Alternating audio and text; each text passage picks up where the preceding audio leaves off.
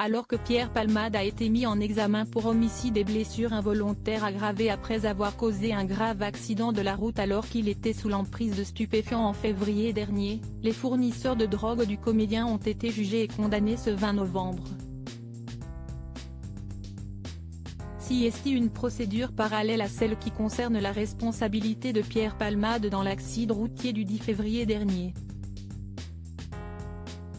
Ce 20 novembre, le tribunal de Melun en Seine-et-Marne se prononçait sur la peine que devraient exécuter les 3 fournisseurs de drogue ayant permis à Pierre Palmade d'obtenir les substances qu'il avait consommées avant de provoquer l'accident de la route dont il était le protagoniste principal alors qu'il conduisait sous l'emprise de stupéfiants. Les jeunes hommes avaient été identifiés à l'aide du téléphone de l'artiste et étaient poursuivis pour vente et livraison de drogue à l'époque de la collision.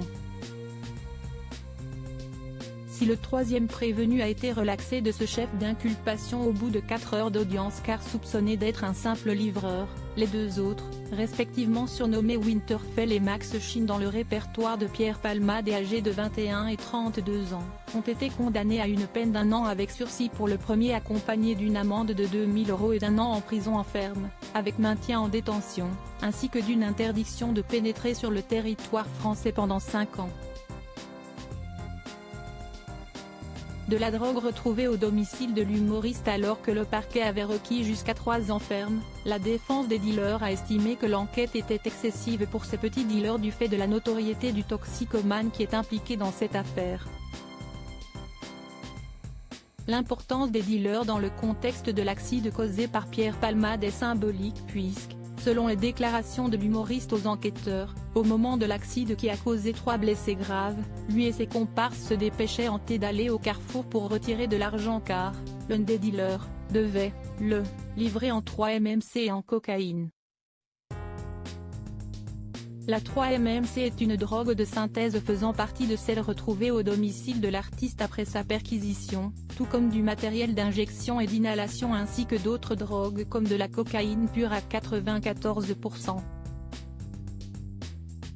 Un contact régulier entre Pierre Palmade et les 2 hommes condamnés est à ce sujet que les prévenus et Pierre Palmade communiquaient par le biais de textos et qui les a conduits à être poursuivis pour trafic de stupéfiants. L'humoriste avait en effet reconnu devant les enquêteurs avoir consommé, avant de prendre le volant, ces multiples psychotropes. Il avait confié, « Depuis 2 mois, j'avais 2 nouveaux dealers, un pour la cocaïne, du nom de Winter. Pour la 3-MMC, c'était Max Sheen. » Le téléphone de Pierre Palmade confirme que durant les semaines précédentes, il avait contacté ce dernier presque tous les jours. La veille de l'accident, avant son départ de Paris vers sa maison de campagne de Célie-en-Bière, il lui avait écrit « Hello.